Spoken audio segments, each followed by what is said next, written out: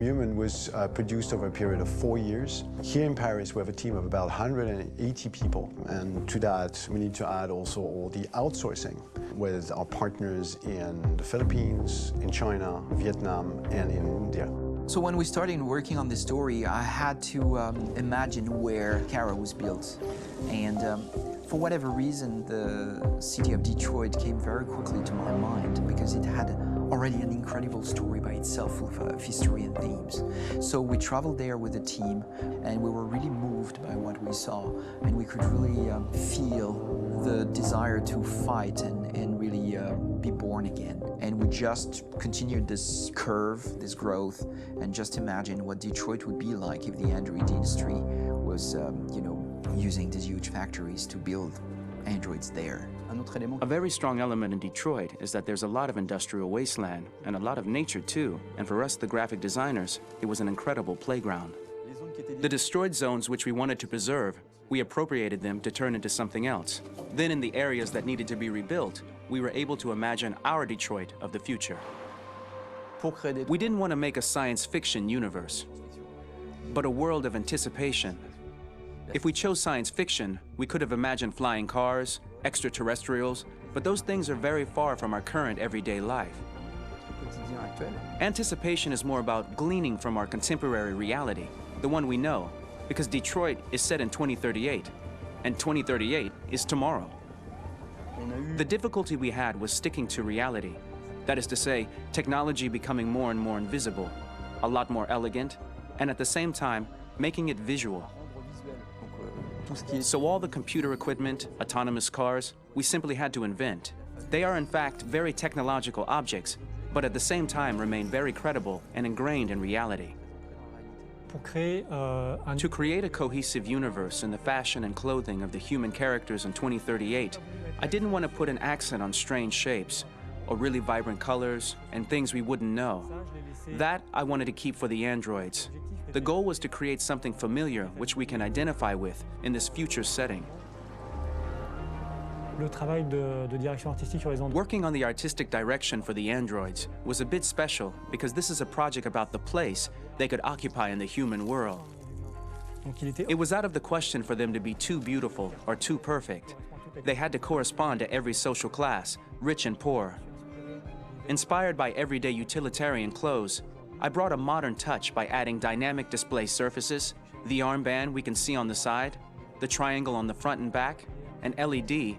Like that, there's no confusion. Wait. You're sending an android? All right, ma'am.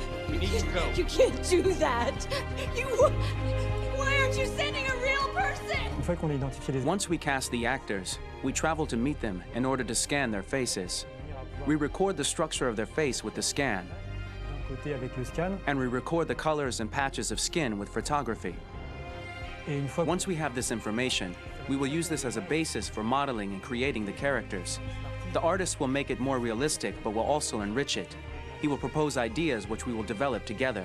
Finally, we will have a character with character who corresponds to the project and the world. When the actors come to Quantic Dream, we show them the design, what their image will be, and what they will look like in the game. This extra information gives them another dimension and color to connect with emotionally. It helps them think about how to play their character. Your mission. That's all you care about, huh? You should consult a professional who can help you. Beat it, you hear me? Get the hell out of here! So there are 3 types of shoots at Quantic Dream. Shooting and performance capture, where you capture the whole actor, his voice, his face, and his body. These shoots are obviously done with American actors because the game's original version is in American English.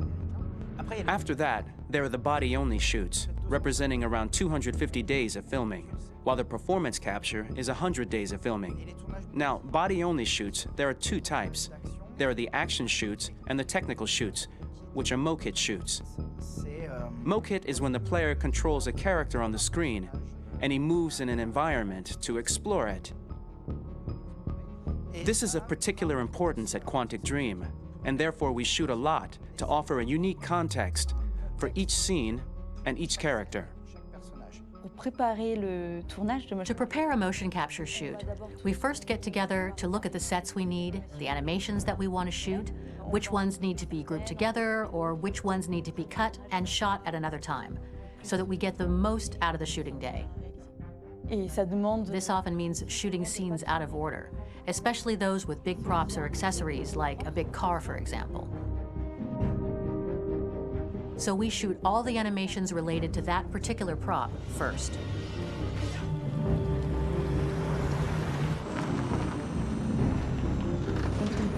The biggest challenge for the mocap team was shooting a Spider-Man mo-kit.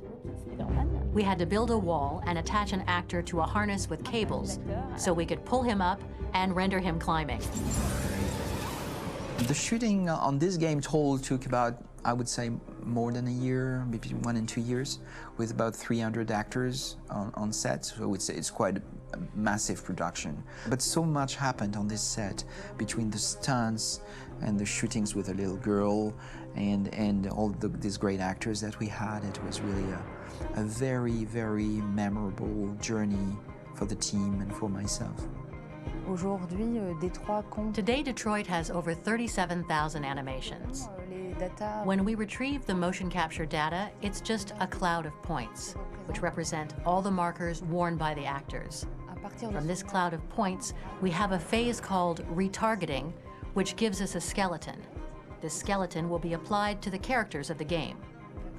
There is still work to be done, but this gives us the main movements. Since we are working on something very realistic, we must recognize the actor and also recover all the emotion he expresses in his performance. We use a system of facts, an identity card for each actor. We make the actor do a whole range of facial expressions. Then we recover all the expressions and paste the animations on a puppet that Jan has prepared. I then recover and refine these poses. I might stretch the lip, reinflate a cheek, tiny details that make the finished product really capture the actor. Because of the nature of our mocap system today, when we receive the animations, we're missing eye movements, and so the character has that dead look.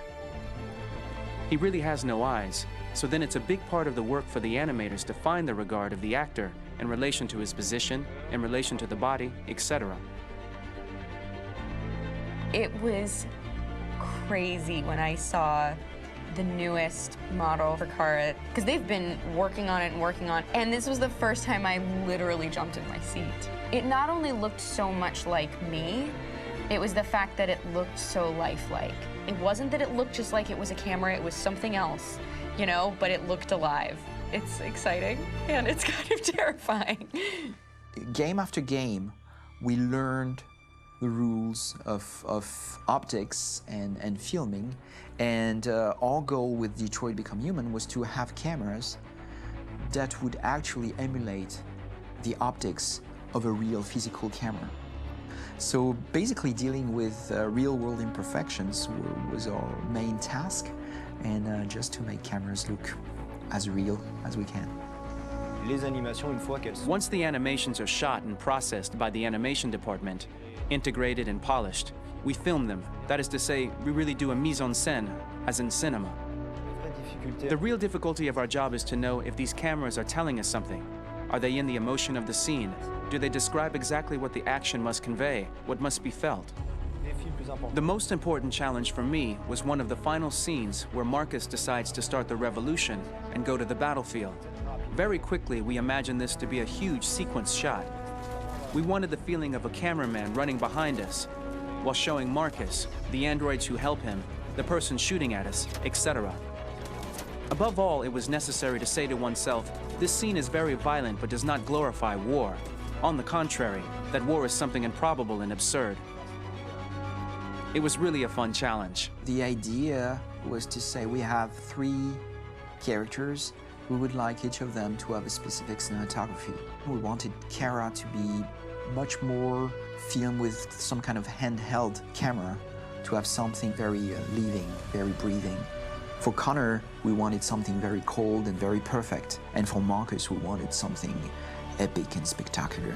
So it was about the filming, but it was also about the photography. So we worked with a director of photography to give each character a different lighting, different key colors. Each of them would have their own worlds. And finally, we worked with the composers, so they would create a specific sound for each character, so each would have his own world and his own style.